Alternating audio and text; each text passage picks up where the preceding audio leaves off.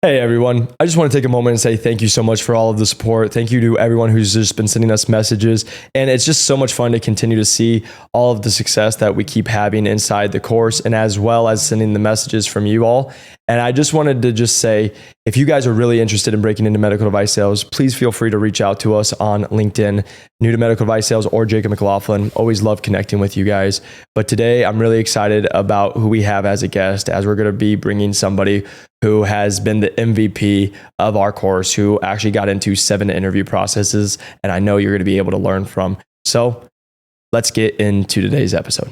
Welcome back to New to Medical Device Sales. I am your host, Jacob McLaughlin, and today we have a very special guest who flew all the way in from Dallas, Texas, who I've been telling people is the MVP of our New to Medical Device Sales course this year, because he came in, absolutely crushed it. He is married, has 2 kids, is a high school teacher and basketball coach, and was able to get into 7 interview processes as well as full line rep sale processes, and now landed a job with one of the largest medical device sale companies in the world. And if you would like to watch more of Ben's journey, we actually documented it on our vlogs that you can go to our YouTube channel, where we were just in Europe, but during this process, we were getting on calls and messaging back with Ben to land the process. So today, I'm so excited to bring you Mr. Ben Knighton. It's weird hearing you like put all of that together in one thing, like 2 kids, like high school teacher, 7 interview process. It feels kind of surreal now, like hearing all that put together, but excited to be here, man. Man, so excited to have you. And yeah, like it should feel surreal because of what you've accomplished, man. Like we talk about when we were on our calls and just doing everything that you're doing. Like I remember always getting on a call with you. It was like, you were the person I always was like, hey, it's going to take a couple more minutes than you think it's going to be because you're such a high performer. You're going to be going, but let's play out the process. And dude, you did exactly that. You trusted the process. And I can honestly tell you guys, as Ben is actually one of the first human beings I've ever had to say, stop getting into other interview processes, because he was already in 7. Yeah. And he's like, well, I might have some other opportunities. I was like, nope, we're good. Like the other 7 and the other 6 you're going through besides this one is already great. Money's good, great companies, great opportunities. So just focus. Yeah, exactly. We went from you went and crushed it everywhere to like, hey, let's focus on what we got. But again, man, it's because you are that just go-getter. You've been able to go crush it in this opportunity that you were given. But really, before we get into it, because it's going to be a great podcast and I know everyone's going to get a lot of value, but I really want to just learn a little bit more of like, who is Ben? Yeah. Like, give us a little bit of background about who you are, where you grew up, college, all that good stuff. Yeah. I am the youngest of 4. Parents are still married and together. So I had a really, really good example for that. Been married for 10 years. My anniversary is actually in a couple days. Congratulations. So we turned this trip into an anniversary trip. We've got 2 kids. I've got a 5-year-old daughter and a 2-year-old son. The 2-year-old spends most of his time thinking he's a dinosaur, but that's a different conversation. Kind of grew up all over the place, mostly in Dallas area. So we've been there for 17 years now, but went to Texas A&M for college, met my wife, like literally married the girl next door. And we moved back to Dallas and I've been there ever since. Absolutely love that. And then what did you study when you were in? Sports management. So like not related to anything at all. I was a sports management major, and when we moved back, I was interning for the SMU athletic department in their development office. Yep. And from there, got a sales job with a company that I'd interned for in college. For lack of a better term, like kind of felt a call to go do something more impactful. Mm-hmm. So I came home and I told my brand new wife at the time, hey, I think I'm supposed to go teach and coach. Because all the most impactful people in my life have been coaches. Yep. And if you've ever dropped like a massive bomb on your spouse like that, it typically doesn't go super well. So after crying for that night, she came back the next morning and was like, hey, I think you're right. You need to go do this. So for the last 9 years, I've been a high school teacher and basketball coach in the Dallas area and coached some like pretty high level dudes and coached against some really high, beat Tyrese Maxey twice. Yep. Coached against some really high level dudes. Decided to kind of make the transition to med device 5-6 months ago now. Mm-hmm. And here we are. Haven't looked back. Now to that real quick, I don't want to overglass just being a teacher and all the things like, because I know we have a lot of teachers who actually watch this and they're like, I'm just a teacher, or like, and they always say just, right? Like, you guys are teachers, you're making the difference in, but can you tell me a couple things of like what you really enjoyed about what teaching for 9 years and being a coach taught you, but also what was kind of the time of like, when you're like, hey, I think it's ready for me to look at a different avenue. Yeah. So one of my favorite parts about the process was talking with former teachers and coaches who've made the transition themselves. So one of the managers at my new company is actually a former coach, and the top rep in our area for our company is also a former coach. Yeah, I love it. So I was able to get a lot of the crossovers from them. But I think my favorite part of teaching has been just relationships with kids. And kind of understanding the difference that I was able to make with that. Just because I understood it in my own life. Like I, still keep in touch with some of my high school coaches, and I still have guys texting me, and like I'm expecting a wedding invitation from one of my former players soon and stuff like that. So the relationships with the kids is the biggest thing. In terms of what it taught me, that there's a lot. But if I had to kind of boil it down to a couple things, one of them is just having a really high level of emotional intelligence, especially on the coaching side, like understanding when to push certain buttons, when to kind of let kids make mistakes and fail on their own, and then how to bring them back out of that. There's a huge aspect of leadership within teaching too. So being able to be in command of a classroom, or in, my case, in practice a lot of times, and in kind of, for lack of a better term, like helping set a culture for an organization and a group. And then stuff changes all the time. And so the adaptability piece is a huge one too. So if I had to kind of boil it down to 3 things that I've learned as a teacher and coach, be those 3. Absolutely love it. And then you were doing it, you did it for 9 years, and then you're like, hey, I think medical device sales started coming into your life. Can you just kind of say how you got to that point of like, hey, maybe I should look at something new? Like kind of what, like I always tell people when I get on a call with somebody, they're always like, I'm ready to go. And I'm like, okay, what was the moment? What happened to be like, okay, you're now ready? Because it takes time to go, right? So what was the like things that were like, okay, I'm ready to be okay and can cope with leaving teaching because I've done this for 9 years. And then what about like med device sales attracted you to this profession when you clearly could have gone anywhere you wanted to go? So I have a buddy at church who works for an orthopedic company. I didn't even know med device sales was a job, as dumb as that sounds. But we've all been there. I didn't know about it till I started getting into it. Yeah, dude, like 5-6 years ago, he and I were serving together at church and just got to talking, and I asked him what he did, and he told me that he spent a lot of time in the OR, and that all of his major points of contact for work were surgeons and doctors and things like that. And before I did sports management, I was a pre-med student. Before I figured out I didn't like studying very much. And so I kind of decided then and there, I was like, man, if I ever decide to get out of teaching, like that is the coolest thing I've ever heard. Like that is what I'm going to do. But then got like so engrossed in my coaching career. And so like basically completely forgot about it. And then if I'm being like honest and transparent. So my wife and I had kids, and we decided it was best for her to stay home with our kids. And there's a certain financial squeeze that comes with, single teacher income, with, family of 4. And so there was that was kind of one of the things, and was really looking for a new challenge. So I'd kind of risen up through the coaching ranks pretty quickly, and I was able to achieve a lot there. And so, 1 was looking for a new challenge. 2, like there's a financial squeeze, but then 3, like med device and like surgery and things like that have always been a really high area of interest. So a lot of the time that I was teaching, I was actually teaching anatomy, and we used to do something called Surgery Friday in class. And in hindsight, it was mostly for me. The kids didn't like it that much, but we would go and watch a procedure of whatever unit we were studying. So whether that be a, cholecystectomy or hernia repair, facial reconstruction, what have you. I was watching surgeries all the time I was teaching too. I love it. When people have asked me that question of why med device sales, it's been like, this is an area of like high interest. Like obviously there's a different financial perspective that gives my family. But then 3, the reason I got into coaching was because of the impact I'm able to have. And so I'm able to have impact, but in a different way.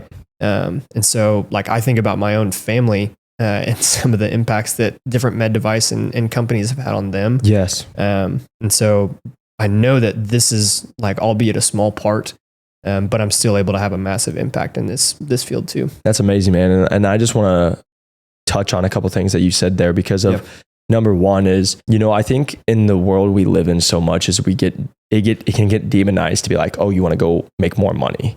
Right. And like, cause I've seen it. And like, number one thing is like, you get to see what actually happens in med device sales, the impact you can make. Right. But like so many people on the outside are like, you're the reason my insurance is so high. And I'm like, well, you don't actually understand how this system actually works and what's actually going on, right? But they'll get all mad. But then it's like the fact that you'll be like, oh, I want to go make more money. I see so many people be like, oh, you're money hungry, you're this. And I just say this in the nicest possible way. And again, I always say this to you guys out of love is you're talking like I came out with $1,200 to his name, has family members who live off welfare, right? Like there's nothing wrong with wanting to provide a nicer life for your family and the opportunities are there. It's just, where do you want to go? And so I just wanted to just touch on that point because I know a lot of times when people are like, oh, I want to go make more money. And again, I always just make the comments of the crabs in the buckets.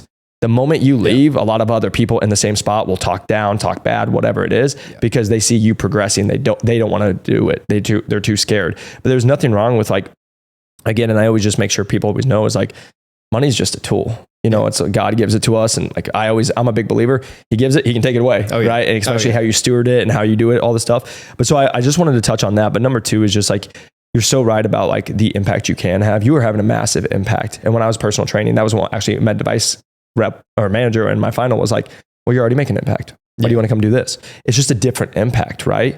But the answer to that is you get to go have impact, but also on top of it, a top 10% med device rep lives a different lifestyle than a top 10% teacher. Yeah. Not in a bad way. Just, it's just different. And so I always just want to like kind of touch on that. And then also just want to touch on that, the fact that you were already being proactive in the world of like, hey, maybe this is something I'm thinking about. Maybe this is something that could actually be in alignment with me in the future. And then you actually took the step into it. And I always just want to touch on that because there's so many people who are like, get stuff, but then they gloss over it because it wasn't the right time. Yeah. But then they're like, oh, I can never go back into it. Right. Like the amount of people I talk to, they're like, I'm 28, I'm too old. I'm like, do you know how long do you live? Like, we're going to be here a long time. Yeah. Like you got some time, right? So I just wanted to state that, but also I just wanted to also state it is so easy to see like why you're going to be successful here and why you've been successful in the course, but like why you're going to be successful in med device sales is just the number one thing you said is it's relationships, right? And I think that's the biggest thing I always just want to get across to people is it's just being able to talk to people and you have great emotional intelligence, EI, what we always say. It's pretty hard to teach. Right. And it's not taught, it's developed. Yeah. Like I'm a really firm believer in that. Yep. And so like, it sounds dumb. Like part of that has even been like pastoral care training at church. Yep. Like a lot of what I have talked about in interviews is not stuff that I've necessarily even learned as a teacher. It's been stuff that I've been like, it's been a characteristic developed in me from people that have invested in me. Yeah. So, and that's beautiful because like I agree. I always tell people I can't teach like being able to read out and like I say something and I see someone grimace and I'm like, that made them uncomfortable. Like it's hard to teach because most people will never even know they said something. But I just wanted to just touch on that because I think it is such a big step. But the fact that you were going and watching surgeries and doing all this stuff and you're feeding back into people and making the relationships, like it all morphs into why you, where you're at, teacher actually is going to make a great device rep. And I just do want to make the comment. It's funny how you're a coach, you're a good coach, but the top reps are great. They also were coaches, right? Because what you're coming into is, and that's what everyone misses, is like, if you're a good med device sales rep, like you're there to be an asset, but you're there to coach the team. You're there to coach the OR, the surgeon, to make sure that everyone's doing things right. You're there to go to the staff and make sure they know what they're doing.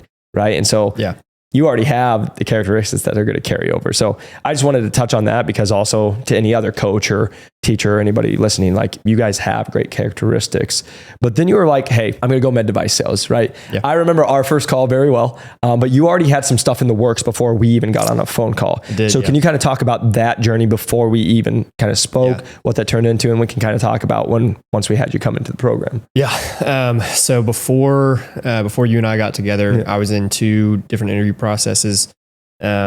I ended up getting an offer from one of those and then the other one fell through. But man, like I didn't know, my wife's sitting over here and she's like laughing with me. I didn't know what I was doing. And I leveraged a couple personal connections to get into those interview processes, which is ironic because that's essentially what we're talking about later, but was rejected from the one. And then the other one, it was going to be like even teacher pay, excuse me.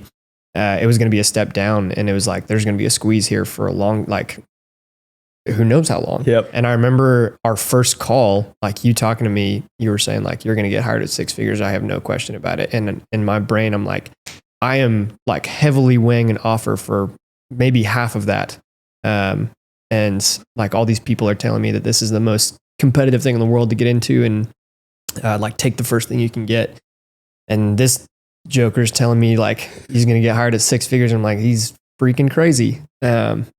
But like I went home and started talking to Meredith about it, and I was like, I feel like I like have some trust in this guy, and like if he's right, and like how different our life becomes, where we're being squeezed now and we're getting into an even tighter one, versus, you know, if I jump in. And so there was almost like an opportunity cost of, because I remember going back and forth with you of like, do I jump in now? Do I jump in a couple months? Yep.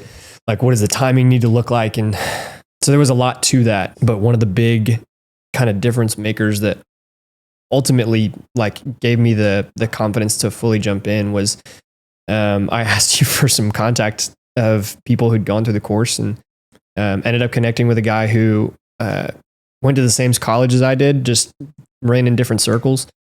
So talked to him, and he had a ton of success, and he's crushing it now. But that was ultimately like one of the big deciding factors, was hearing from people, not just testimonials, but the fact that, you know, I was able to have some conversations with people who'd gone through the course and were successful. Yeah. So. And I love that. I just want to touch on it because I smile. I remember being in my truck when I had my first call with you, and then I was like walking in the parking lot when you're like, I don't know, I have this offer for 50K, 55K. Like, I think I should take it. And I'm like, dude, I can tell after 3 minutes of talking to you, we can get you hired way more. You have emotional intelligence. You carry a conversation. I could tell you're very type A. You came prepared on the call, right? Like all these things. And just the biggest thing it was just like the trust, right? You like the biggest thing I always tell people, and it is scary, right? Like investing money in yourself. That's not $2. It's a lot. It's a big investment. Well, especially for us, like we didn't have any breathing room as it was. Yeah. And so like that was the most like terrifying part of jumping in with both feet, of like, man, like what if this doesn't work? Yep. Like then we're out like you know, for us, like a massive investment. Exactly. It's not a massive investment for some people, but for my family in our situation, it was. Yeah. And this is the most beautiful part. And that's why I get all excited, is like, A, you're a little crazy to do it, right? Because I'm some joker just telling you can do this, right? And you're like, I'm a little crazy. But like I always tell people, is like, you have to just fully commit. And that's what you did, because now when you fully committed, guess what? 7 interview processes, going for full line rep roles, going in. Now you're at 6 figures in med device sales coming in. It's like, it's amazing to see your success. But that's what I just want everybody to hear there, is like, it is scary. But like what I told you and what I had to do for myself is, are you willing to bet on you? Yeah. Right. Like the 3 questions I always ask people, I'm like, showing you all the success we've had and stuff. What everybody will always do is like, what if I'm different? Right. Like, and then what most people will do is like, they think they're paying it and then it's just going to nothing. It's like, no, you're investing in it because it's going to return what it's going to give you. But that's the conversation I always have with people, is like, it's super scary. And most people are like, what if I'm the one person it doesn't work for? And the conversation is like, hey, it's worked for thousands. You think you're going to be the one person it didn't work for? And then it's like, hey, do you believe you're put in the work? Yeah. You're like, yeah, no problem. Yeah. I had so my father-in-law, he just sold his business, and so he's chilling now, but very specifically remember I was working like a side job, and I called him kind of spur of the moment while I was considering the course. And I was like, hey, can I come by your office and talk to you? And he had like multiple instances of like, I'm going to take this massive leap. And so he's started 2 businesses. One of them didn't fail, but it didn't succeed. And then one of them was like wildly successful. And I was like, what was the big differentiator for you taking those massive risks? Cause he had family at that time when he made those. So like similar, but different situations. And he was like, man, me and, you know, my mother-in-law, we weren't aligned on the one that ended up failing, but my wife and I were really aligned on the one that was successful. And so, and asking his counsel on like, hey, do I do this? Like, I feel strongly about this, that like, I can, like, I am that guy. Like I can do this and be really successful. And he was like, man, as long as you and Meredith are on the same page, like go for it. He said, if there's any like tension or conflict there, like don't do that. But because you guys are as aligned as you are, I think you can do this. And so that was like the moment of I came home and I was like, all right, like let's go, let's do it. I love it, man. Well, because the reason I just say that is because there's a lot of people who watch this, and just so you guys know, Ben is one of the few people I will give contacts out, because everyone's like, the amount of people who message me, they're like, let me call your students. I'm like, they're in med device sales trying to be successful in med device sales, right? And so the joke I always make is like, you're going to go onto our website and you're going to see hundreds of testimonial videos. And then every single person I've ever given a number, they're like, it's crazy. They said the exact same thing they said on the video. And I'm like, shocker, right? Yeah. And so, but again, it's always like, I get it even now. People are like, I want to hear it from you. I want to hear it from the horse's mouth. Yeah. Right. And so I understand it because I've been there. Right. Yeah. But in the same respect, like I just say that to you guys is, please don't think after this podcast, you're going to message me and I'm going to give you all of our students' numbers just for you to call. Dude, that happened after I think there were 4 conversations before some information was actually given. And so, that was down the road. Well, and I just say that because the people will say it and they're like, well, yeah. And they'll get on calls. They're like, yeah, I can't make a decision until I'm not. And then like, for me, like here's my best part is like, you're about to go be crazy. Yeah. Like you're going to be in training for 3 weeks. You're going to be doing this, right? 3 months. Yeah. 3 months. Like you're going to be doing this. You have a wife and kids. Like my biggest thing is like, you guys are in what you came for. Yeah. We'll make a video and everybody can watch this podcast and know. It's like, I want you being with your family. Yeah. I want you being doing good in your job. I don't need you getting on a call with a random person who's kicking some tires who like, you either believe or you don't. Right. Yeah. And so I'm just always very real with you guys because again, like I care more about your date night with your wife than you getting on a call with some random person who's like watched one video. Yeah. And like, they're not in it. So I always just put that as a disclaimer for you all. But then, okay, so we got you in the program, got you in the course. Talk about the journey, because like I say, you're the reason I tell you guys that he's the MVP of like what my program is this year and everything we've done is like 7 interview processes. Like before that, the most I ever had was 5 with people, right? And you got 7. And when I tell you guys, this isn't like 7, like, hey, these offers are $60K with companies you've never heard of. It's every company you've probably ever thought of med device sales. Plus we're talking 6-figure plus full line rep opportunities with a couple. What was that like? Like what was the commitment? Cause we made a comment of, you were on the phone a lot, right? Like just talk about that being married, because I know there's a lot of people that are married. They're like, I don't know if my spouse is, but like, what was the conversation you had with Meredith? And then also like where you guys are at during that journey? So like my wife was joking right before this, like, I don't know what you did. You were just on the phone for 3 months. And so luckily for me, I was still hopping on calls during the school year and like during breaks and things like that. But the timing lined up really well to where basically the day that school ended until I like signed my offer letter, and we have like a separate room in our house that we kind of made into an office. I was on the phone for like 8 hours a day. Yep. My wife and I went on a little like vacation to celebrate our 10-year anniversary, and we got back. And I remember like you and another coach very specifically, they're like, dude, do not do anything. Cause I had just started. You were like, do not do anything. Like, don't like, just go have fun on the trip, focus on your wife. Like we'll get things started when you get back. So when I got back, I maxed out my LinkedIn connection requests for the next 4 weeks. And I kid you not, when I say like, I had to like keep a calendar of all the calls that I was making, because it was, hey, 2:00 you're talking to this person, 3:00 you're talking to this person, 4:30 you're talking to this person.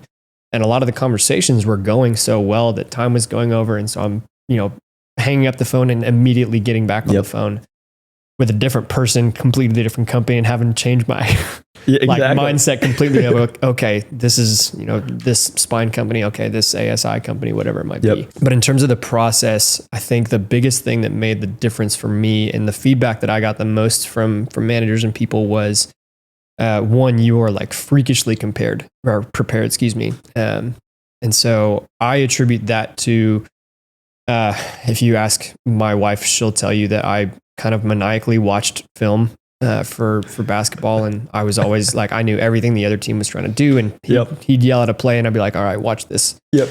And so I kind of took the same approach, and so I was prepping for whatever calls I had the next day ahead of time, and then when I would get on the calls, I'd have specific questions prepped. One, to learn about their job and things like that, but also to learn about the industry and that specific sect. And then I took some of that information, was able to use that different places too. And so the job I ended up landing, I probably know as much about their primary competition as some of their entry-level reps do. Yes, sir. And so that was probably the first piece of feedback that I got the most consistently was, man, you are really prepared and like, your stuff. Well, as much as any guy with a Google search can. The second thing was like the authenticity and the genuine piece. Yep.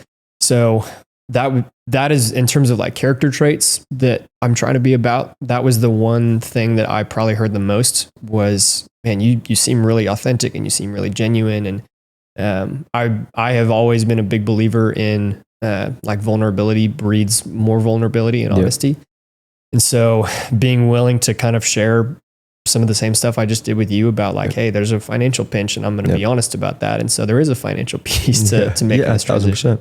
1000%. That was probably the second most common feedback that I got was how authentic and genuine I can be, which one, like that feels good because that's what I want to be about. But then two, it gives people correct expectations. And when you're authentic and genuine with people, like ultimately these hiring managers, they have to worry about their team first and foremost. And so like they're protecting the culture of their team specifically. And that's something that my now new boss has talked a ton about was like, you were the best culture fit. Like you were not the most experienced candidate. Like there's guys that have 6-7 years of sales experience that you beat out for the job because you're a better culture fit.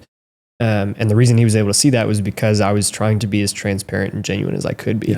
So if there's kind of like two things to isolate from my process specifically in the feedback I was getting from people, it's I was super prepared, which there's a specific coach on your team and you know exactly who I'm talking about that's pretty maniacal with their prep.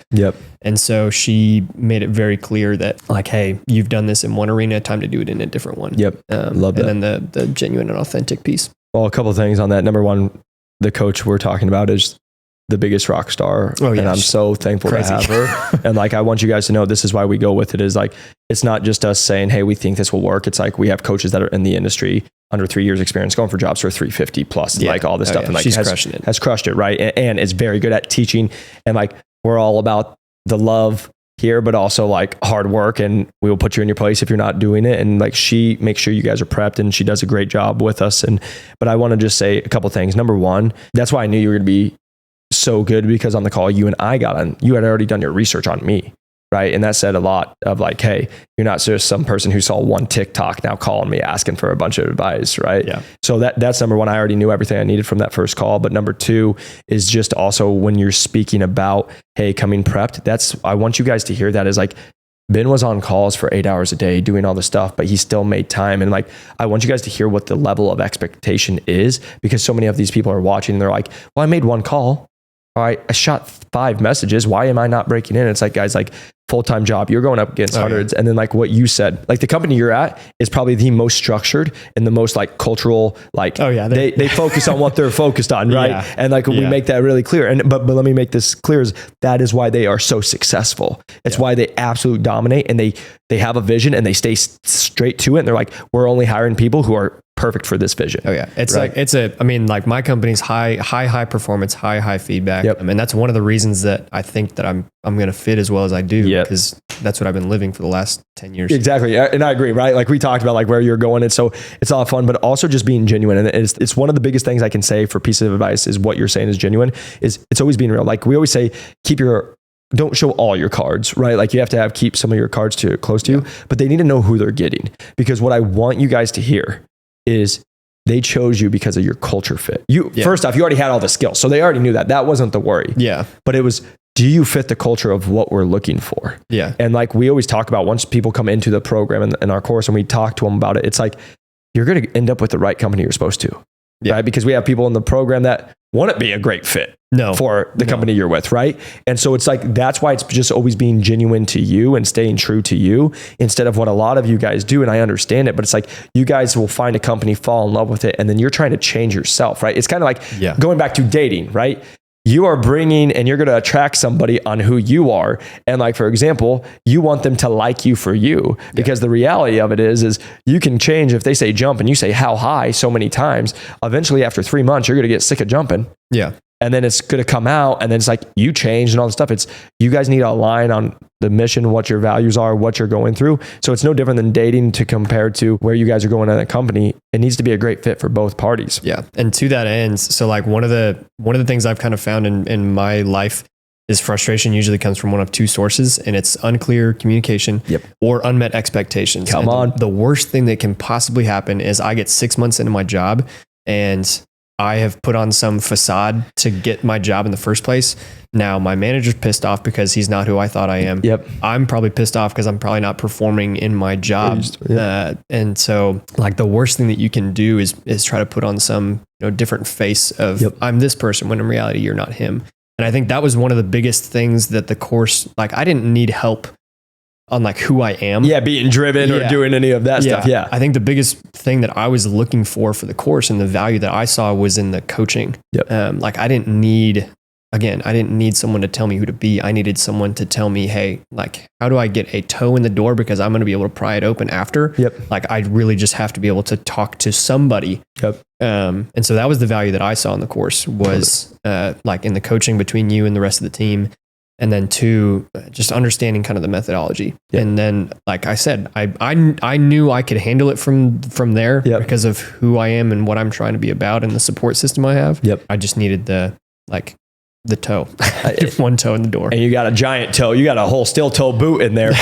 So no, you pried it open. You chopped the whole thing down. But I just want to say how fun it's been to watch that journey, because you did it, right? Like there was we both talked about it. It's like, I'm not worried about you coming in. You just need to know what to do. Right. And like, we just need to give you a coaching and a little feedback during the process. But now I want to kind of talk and carry it over is like, just had somebody the other day. They're like, well, I married one company, which we tell you guys never to marry just one company, but they're like, I married one company, put all my eggs in one basket, only did this for the last 6 months. It didn't work out. Now I'm back to square one. You did exactly what we talked about, is keep your options open. And you had 7 to the fact of you're like, I might have an 8th or 9th. And I'm like, for the love of God, no. I turned down 3 interview processes because I had kind of already zeroed in. So we could have had 10, which is psychotic, and all these people are like, I'm trying to get one, right? But like, you could have had 10, but we stopped you at 7. Like, but can you just talk about for a second juggling 7 interview processes? Because I want you to talk to it for the fact of so many people are like, well, I can only handle 1 right now. And I'm like, well, do you think you handle just 1 sale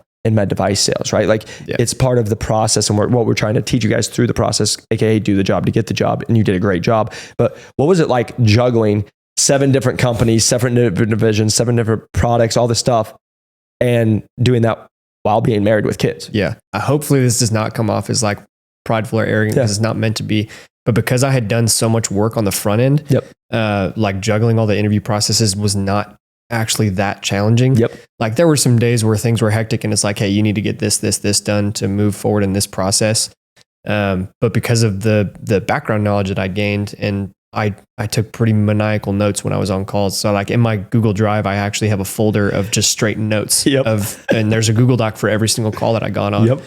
I actually probably need to clear some of that out, but like I had such a strong like base knowledge of not just where I landed, but the entire industry to where like we'd hop on coaching calls and one of the coaches was like, Ben, help them out. Like they don't know this specific thing. And so this is an area completely unrelated to where I'm going. But I was able to tell them, hey, these are the 3 market leaders in your area specifically. Like this is not a huge one. And so like, I think that was a massive factor in that, of having that really solid foundational knowledge of the industry that I gained because I had as many really productive conversations as I had. I love it. So with juggling the interview processes, really there was like 2 main targets from the get-go. And they were probably the 2 hardest ones to get into. And ultimately landed with one of those, as you know, but the actual like being in the interview processes, things move at different speeds through different companies. So where I landed from like my first official interview to hire date was like 8 days. And like of those 7 interview processes, I signed my offer letter like a month ago, and I'm like still technically in the process with a couple of them because they just move so slow. And so things move at different speeds. And so like one, there's a patience factor to that, and like there's follow-up within that too. But juggling the massive amount of interview processes was actually not as terrible as it might seem. And I'm smiling, I'm laughing because it's so good that you said that, because this is what I want you guys to hear is when you do the prep work. Yeah, it's all front end. It's all front end, right? Like what you guys hear is like, and why I say that is so many people are like, I'm in 1 or I'm in 2 or 3 interview processes. Oh, I know. It's because you haven't asked the questions. You don't know the market leaders. You don't know anything about it. You just came on and like we did stuff. So the reason I'm just saying that is like when you actually come in and you are there to learn, that's what you did such a great job at, is I'm getting on a call to learn, to educate it so I can use that in the back end, because like what we've talked about, interview 1, interview 2, interview 5, they're all very similar. Each company's going to do it a little different. We got to put a little twist on it, and they might ask you a little different specific. But when you already know the whole process, it's not any different. Exactly, right? And then you know what you need to do. That's what I just want you guys to hear. And keeping good notes, being prepared, doing all your stuff. So now it's just slot in. And then what I will really want to touch base on that. So you have 7 interview processes. You just said the perfect thing is, there's certain companies that they're like, oh, it takes 4 months. There's some companies that, you just said it took you 8 days from the time it started to go. Like we just had another person get slotted in and then under 7 days got hired, right? Yeah. Like, but that's why they're like, if you guys are prepped, and we always say, you don't got to get ready if you stay ready, right? One of the biggest things I always tell you guys and everybody in the course is like, hey, making sure that we're leveraging those opportunities and making sure everyone else knows that you're talking to other people. Yeah. Because I have a feeling when they know that you're in that many other interview processes, 8 days probably came pretty dang fast because they weren't wanting to lose someone like yourself. So it's funny you say that. So my boss specifically, when I got into my like official interview, he called me and we talked at length on the phone the first time and then in person before my actual first interview. But he called me and was like, hey, you and I haven't talked about this. Are you talking to anybody else? And I told him yes, and he like begged me not to take any other job offers until I had met with his boss, which is just really funny in hindsight now. But it was never like something that I was like throwing it out there and being like, yeah, I'm talking to all these other people, so like get going. Exactly, like just pushing it in their face, right? Yeah. Exactly. And so what usually happened was, again, like going back to the prep work, people were saying like, hey, you know a lot. Like for someone who's not in the industry, you seem to have a lot of information. Like, are you interviewing with anybody? Do you have any offers? Yep. And it was able to be like, yeah, I'm interviewing with a couple people and I have this offer. And so again, I came down to my prep work and sounding like I knew what I was talking about. And so between the knowledge that I had gained from the coaches in the course, because all of them are in the industry right now, and like leveraging the information that I'd learned through like all of my conversations. So like, I didn't talk to as many people as you did. Let's be super clear about that. But I talked to enough to where I had to create like a little, CRM system at home to keep track of all the people. But like there's notes linked in. And so there's 120 pages or 120 documents with probably more than one page on some of them of notes. And so when you think about like that amount of information, like I was able to gain some really important perspective on everything. And so, when we think about like leveraging opportunities, it wasn't something that I was just throwing out in their face. It was, okay, like he obviously knows a lot about what he's talking about. And so like he's probably talking to somebody else. And so I never had to push it out there. Yeah. I never had to be like super forward and push it out and come off sounding like a tool where I'm trying to manipulate somebody. It was, okay, like if he knows this much, he's obviously talking to somebody else. Yep. So. No, and that's such a beautiful thing to say, for the fact of like, I want you all to hear that. It's not about pushing it out there, right? When we say, hey, we want everybody to know, like you should get on it. But like the number one conversation we have in the course is everyone's like, how do I do that without sounding cocky, arrogant, whatever, right? Because like we've had people, so they're like, I just tell them that I'm like, no, my gosh, no, you don't do it. Cause like I always bring it back to dating, right? It's like if you're single and we're you're on 3 other dates this week. Yeah, no, exactly. No, exactly. If you go out and they're like, so how's it going? They're like, good. I'm pretty tired. I've been dating all week and I'm just doing that. And then like, right. It's going to be like, well, screw you. I don't want this guy's a tool. Yeah, exactly. I don't want to talk to this person. Right. But it's all how the conversation comes up and how you handle yourself. That's number one with it. But number two, what I really want to touch on, because it's literally my favorite part, because you'll get so many mixed reviews of people who've never had this. And this is why I had it. I have it for other people. And this is why when you are doing the right things, you literally will have the managers beg you not to take other jobs. Yeah. They're literally be like, HR is running a little late. Please, I know it's coming. I promise it's coming. Like, please don't. And they'll work with you, right? Like this is going back to the right fit. Yeah. Right. Like we just had one of our girls, she got an offer. They're like, just let us know in like 7 days. There wasn't that much connection, all the stuff. I'm like, that's not a great fit. Like they could care less if you take the offer. Right. We want people that are like, it's a great fit. They're excited for you. They're like, hey man, how you doing? Like you already told me, like one of my biggest smiles I had was after you accepted it. And it's like the team managers already were like, let's take you out to dinner with your wife and like stuff like that. They actually care. And so I want you guys to know that's listening, that that's what you should have. You should have somebody who's like excited for you. Now, is every manager going to jump through hoops for you? No. But like if you're doing the one that's the right fit will. Yes. If you're doing the right things, right? Like because let me just make this clear. We know you're going to crush it, because that's the second part I'm going to say is like why I smile. You know more than a lot of reps. Like I don't think, like, I think super highly of my team. I don't think I know more than them. Hopefully I know more than some competition. No, exactly. Just so you know, I'm not saying you're the best on your team. What I'm saying is like in the industry, I talk to reps that have been in for 2 years and they still don't. I just had someone in, I've been in for 3 years. How much money should I make by next this? And I'm like, talk to your team. Who are you talking to, right? That means you don't even know the other industries out there and the divisions in there, right? You know that, hence why we can get you at 6 figures and above. It's like there's opportunities everywhere, right? So the reason I'm just saying that is you always want to make sure when you're going through this process that you're just doing your research, you're learning. It's what we talk about, because you are now more dangerous when you get in the OR because you know so much. Because here's the whole thing. You're an asset now, because you're already going to know things about other things that they didn't know. Like in the OR, oh yeah, that company, they do this or whatever that. And they're going to be like, oh, how do you know that? Yeah. I always put this out there because there's all the reps that like will be in. Like I had a guy comment the other day, and it's always hilarious. I've been in for 30 years. I'm going to crush all your people, all this stuff. And I'm like, all right, egotistical Johnny. Like, sounds great, but it's like he has just been in his one lane, hasn't looked at anything else. Like you're so well versed. Yeah, you've never done a surgery yet.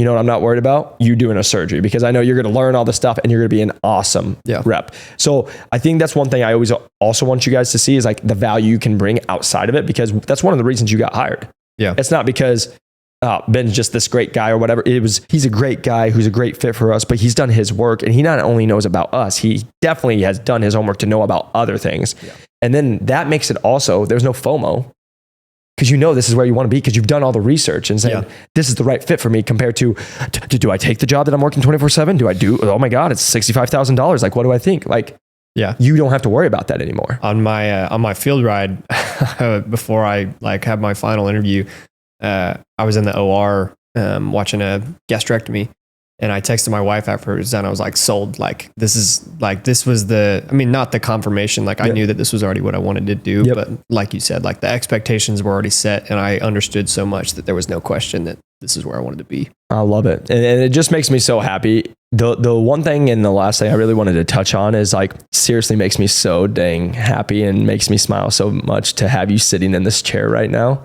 to knowing the first conversation we ever had, wondering if you should take a job for 50, 55K and if it's worth it. And should you move and all this stuff to where you're at today. Yeah. Coming in with a great salary, with a great company, you're going to make a change for your own family. You're going to financially be able to support them, all this stuff. And it just makes me happy to see. But it's also been because, and this is what I always tell you guys, is like, I look at our program as a maturing process, but here's the thing. You are already a very mature person. The more don't ask my wife about that. There's always the pieces of it, but no, you're so mature. But in the fact of, one thing that I'm very proud of, what I try to help people do is try to mature you guys in the mindset of what you're worth. Yeah. And what I mean by that is like, you know, when we were first doing it and we're considering a job for 50, 60, 70K, whatever it is, you know, it's like, and me saying, hey, you could come 6 figures, and you're going to your wife now, can I do 6 figures? Like all the stuff. Yeah. And now you see, and you've also seen coaches in our program that are doing well over that. Yeah. And you're like, I can do that. I'm not even worried about that. Can you just kind of talk about that process a little bit? Because like, honestly, it's what makes me so happy. It's the encouraging you guys to be like, I know this is where you think you're at, but let me show you where you could be. And this is just the starting point to get you to here. Yeah. I touched on this a little bit before we hopped on the actual recording, but there's a couple former coaches in my company, and I was very fortunate to be able to connect with a lot of former teachers and coaches. Yep. And my favorite question to ask them was, hey, what are some of the like crossovers that you've seen between these things? And so I was almost given the keys of like how to talk in my interview about, hey, these are some of the translatable skills that I'm bringing in. Like I was almost like told my value through my research, for lack of a better term. And so like I understood the skill sets that I had, but I didn't know that it was as massive as it actually is. Yeah. And so, we talk about translatable skill sets and like the value that I'm able to, bring to my company and things. The discovery process for that was really cool because I would come, I would emerge from my cave for the day and, go and talk to my wife and be like, I learned this. But I also learned that I specifically am going to be able to do this. And like, this will be a strength of mine when I'm actually into a job. Or, I'm going to be able to talk about this when I get into an interview. That was, again, like one of my big things that I learned throughout the process was like, hey, close every conversation. And there's a guy, I'm not going to name his name, but there was a guy specifically that I had a conversation with. And I remember it was in an empty classroom in our school building during my lunch hour. I remember him saying at the end of the call, like, what do you want me to do? Like, what do you want me to do about it? Because like we had a great conversation and like almost giving me like the coaching of like, all right, now that we had a great conversation, what do you want me to do? And so I think about, closing conversations and things like that. And now every conversation that I had going forward from there, like there was a very specific action item that I was asking that person to take. And so some of those, it was like, hey, what value do you see me bringing to your team if I was able to come on? Or, hey, I know you guys don't have a spot. What value do you think I could bring to somebody else? Or if something came up. And so I was able to receive the feedback of, hey, this is what I think of you. And this is the value that I see that you bring. So again, was just like given the keys to go take somewhere else. You kept seeing it. Now I got to ask you, because I haven't even asked you when you went through it, what was it like when you got in your first interview process for Six Figures? It was, I remember texting you and another coach. And I was like, hey, this is a full line rep role. Like it's a little weird. I know you told me it was going to be there. But, I don't know. It was almost like keep my foot on the gas type mentality. Like I have always kind of been in the mindset of like, job's not done till it's done. Come on, Kobe. And then even after it's done, like there's probably still some more you can do. And so it wasn't like a sigh of relief. It was almost more of like, all right, like there's step one, like keep going. Now here's where the work really begins. And so my first interview for Six Figures, after that happened, I got on the phone with probably 3 or 4 different people that were either on that team or like competitors for that team to try and learn even more. Exactly. But I don't know if that like directly answers it. Well, no, I just always ask this for the fact of like when we went our first call, you were like, hey, I'm thinking about this job for $55K. I think you should take like it. almost laughed me off. I laughed you. I was like, what are you doing? You could come in at 6 figures. And you're like, are you serious? Are you sure I can? I don't know about it. Like you were there to now it's like when you got your first one, you're like, hopefully it was like, hey, this is possible. And then you got into a bunch of interview processes.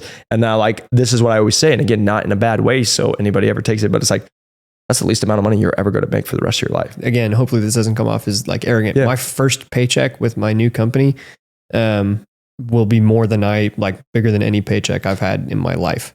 That is so cool. Like that's crazy. And so like we talk about there was a couple different 6-figure interview processes, but I didn't treat them any differently than I did the others. And it was like, man, do your work on the front end and then continue to do work on the back end to make sure you know what the heck you're talking about when you get in front of people. Exactly. And the reason I just say that is like, and why I always just like to check on that is like, it's because you now know you're worth that.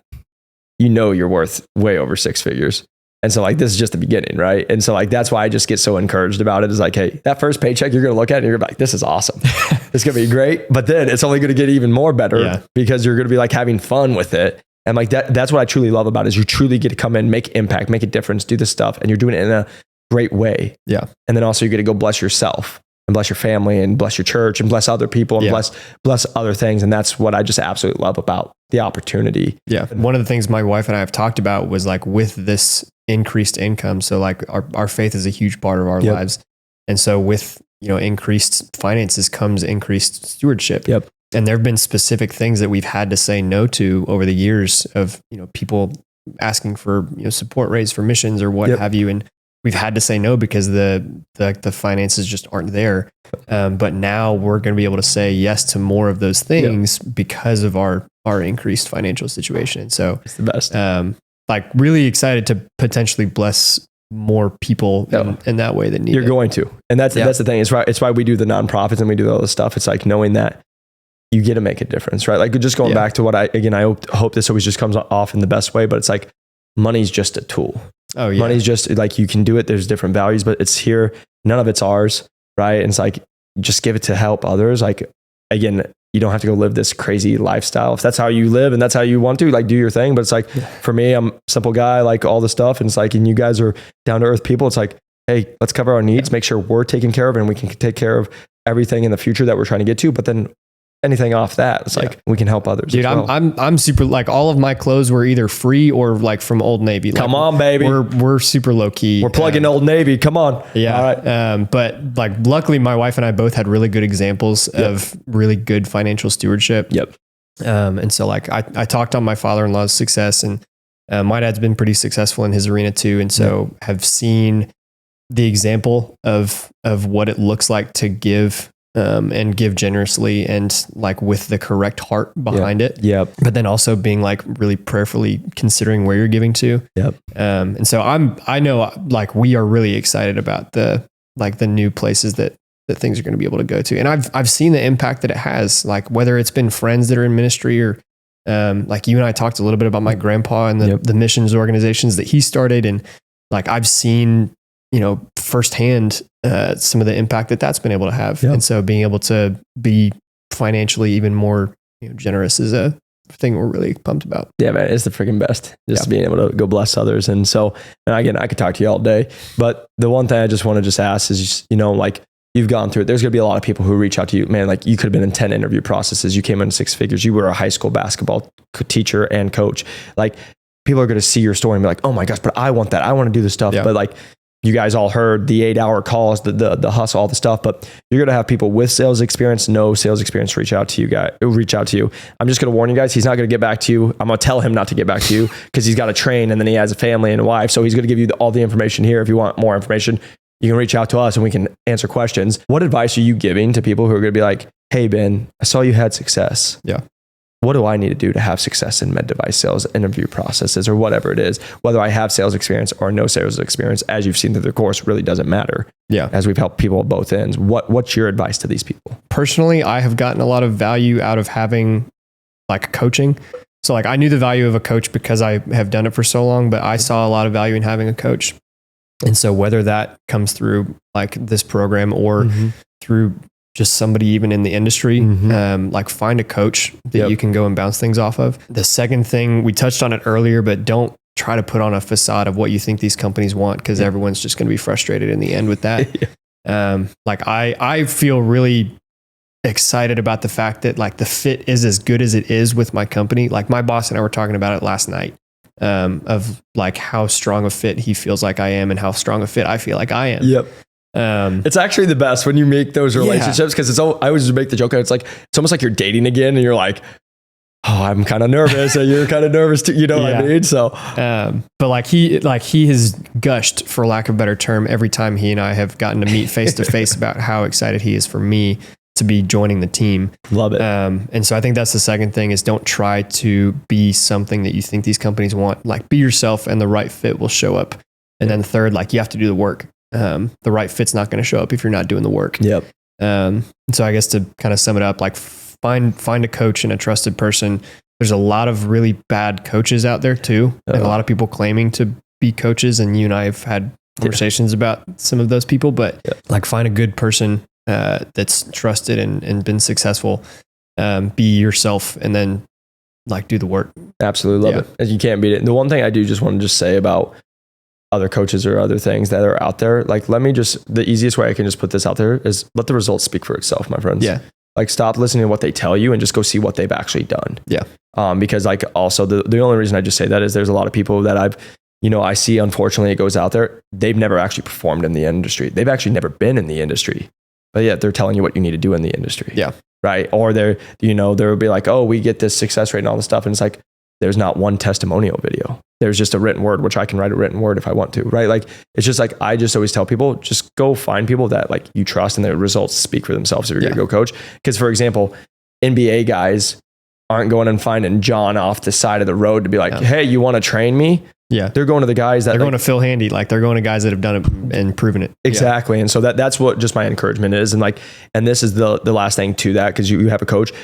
Same thing when I got a personal trainer when I was going to basketball, and like then I got a basketball specialist that I worked with when I was back then. And like, again, just so you guys all know, worked my own job to pay for that, like, because I wanted to do it. It's not like coming from all this money. It's like when you find it, but it's investing in yourself. Yeah. And that's the last thing I just say in every program, no matter whether it's med device sales or anything you do in life. Like, there's so many other great things you can do.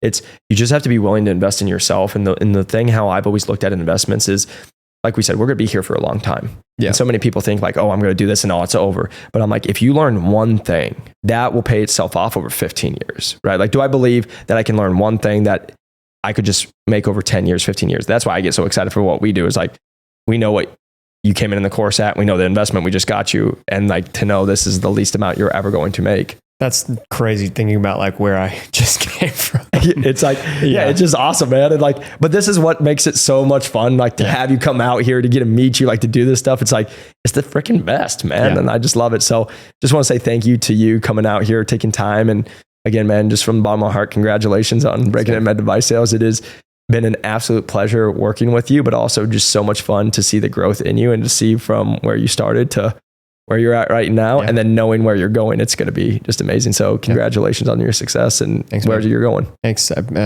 It's still like pinch yourself every once in a while. Like I'll wake up and like, I'll be like, man, like I really landed this job. Or like for the first probably 4 or 5 days after I got the job offer, I'd randomly catch myself smiling about being as excited about it as I am. And it's still kind of surreal to think, back to whatever it was, I think April, March, whatever, when I jumped in and there was all this kind of ambiguity about what the timeline was going to look like. And, Jacob has these averages, but I probably am not going to fit that because we're not trying not to move and things. And, but we touched on faith, like from a faith perspective, one, for my wife and I to be as aligned as we were throughout the entire process, but then two, learning to trust the Lord a little bit more. It's because like you and I talked, like I resigned my job before I had something. And I remember I texted you and the other coach that, and you guys were like, yes. And I was like, what? Like, yes. Like, I don't have a paycheck in 3 months. But like trusting the Lord with that process that like, we feel really strong and this is what I'm supposed to be doing. And so like talk about Romans, like Lord works all those things for the good of those who love him. So, it's been really, really cool. It's just awesome to see, man. Well, thank you so much for coming on here, and thank you for flying out here. And I hope you get to enjoy Scottsdale as 115 degrees. Not too bad. It's not as bad as Dallas. As we all say, it's a dry heat to make us all feel better. Yeah. Everyone, I just want to say thank you to all of you guys. Again, hopefully this was helpful. What I would highly encourage you is go back and watch this multiple times, maybe put it on 1.5 speed so you can get through it a little quicker. But the reason I just say that is hopefully you can just see is like, we just want to continue to help you, and to see someone like Ben who comes in, trust, does the work, and then gets the results. It's possible and you can do it. And so we want the exact same thing for you. Just know, again, whether you work with us or don't work with us, like we just want you to win. I just want you guys all to have the most success, to go start living the life that you want, and just understand it is possible. No matter where you're at, no matter where you're at in life, no matter what your background is, you can make your dreams a reality. So just want to say, if you can, press that like and subscribe button. A 5-star review does help us grow this channel. If you thought this was helpful, please send it to somebody as you feel like it could bless them. And then if you guys have any questions, please feel free to reach out to us. Like I said, on LinkedIn or New to Medical Device Sales, Jacob McLaughlin. We're also on all the other socials you can imagine, Instagram, TikTok, all the above. And then also, if you guys are really interested in breaking into medical device sales, you don't want to keep guessing, you don't want to keep losing, you don't want to keep going through the process and being frustrated, feel free to reach out to us, where our average person as of right now is 8.2 weeks at $94,478. I will be letting you know I'm running the new numbers this month, which is fun. So I have a feeling we're going to have some changes on those, which I'm excited to share. But feel free to reach out. We can schedule a call if you click the link below, or again, you can reach out and we would love to help you on your journey. But until next time, keep going after your dreams, keep working hard, and we'll see you on the next one. Peace.